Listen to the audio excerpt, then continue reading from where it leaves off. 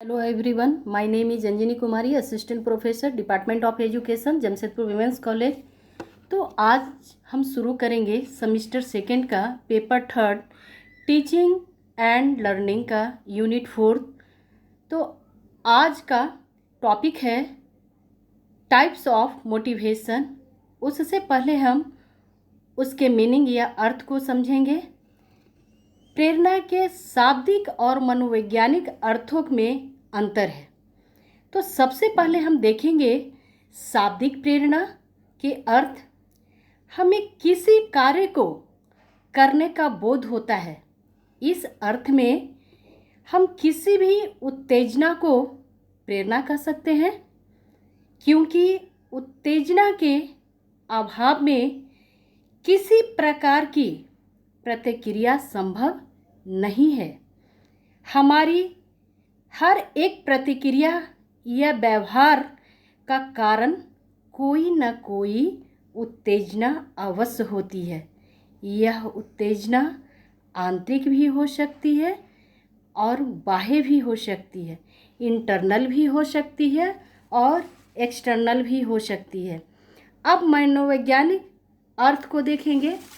मनोवैज्ञानिक अर्थ में प्रेरणा से हमारा अभिप्राय केवल आंतरिक उत्तेजनाओं से होता है, जिन पर हमारा व्यवहार आधारित होता है।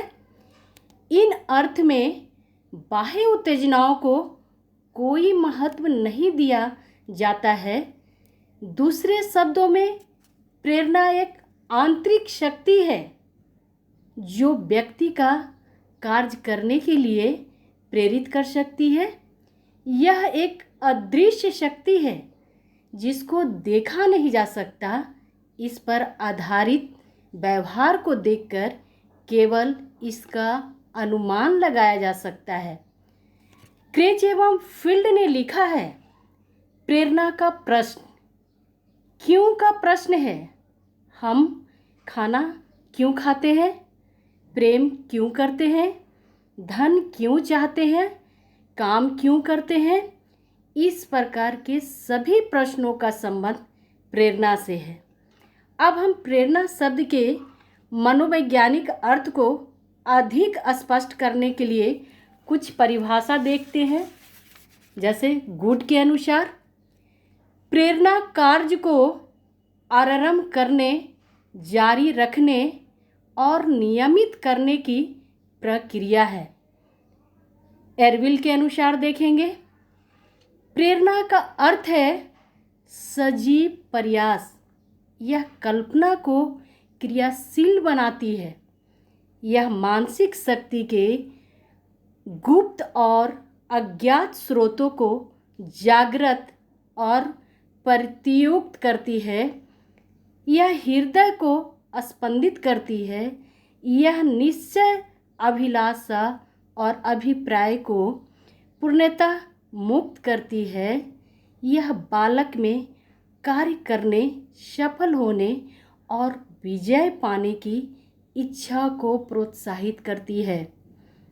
लावेल के अनुसार देखेंगे, अभिप्रेरणा एक मनोवैज्ञानिक या आंतरिक प्रेरणा है जो किसी आवश्यकता की उपस्थिति में उत्पन्न होती है।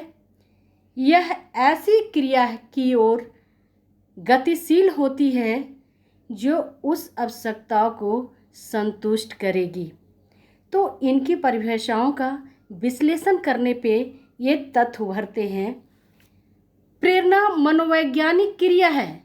यह किसी आवश्यकता से उत्पन्न है। इससे विशेष क्रिया करने का संकेत मिलता है। प्रेरणा के प्रकार, टाइप्स ऑफ मोटिवेशन।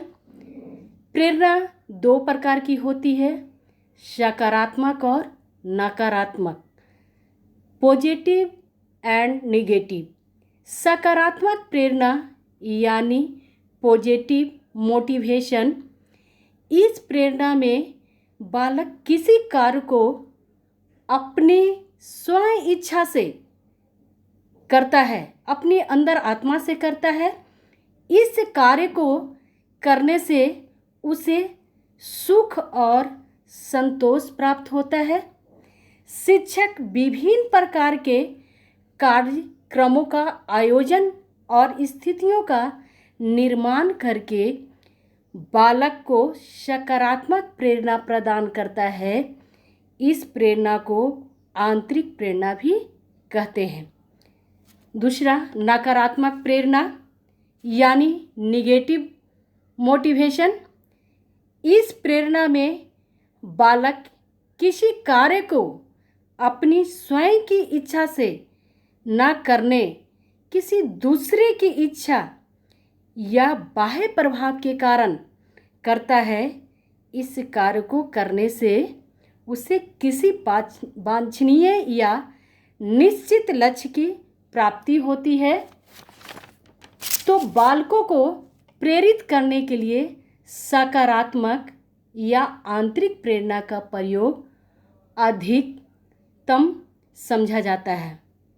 इसका कारण यह है कि नकारात्मक या बाह्य प्रेरणा बालक की कार्य में अरुचि उत्पन्न कर सकती है।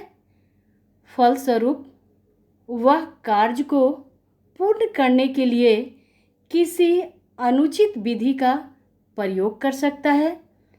यदि आंतरिक प्रेरणा प्रदान करके सफलता नहीं मिलती है तो बाह्य प्रेरणा का प्रयोग करने के बजाय और कोई विकल्प नहीं रह जाता है।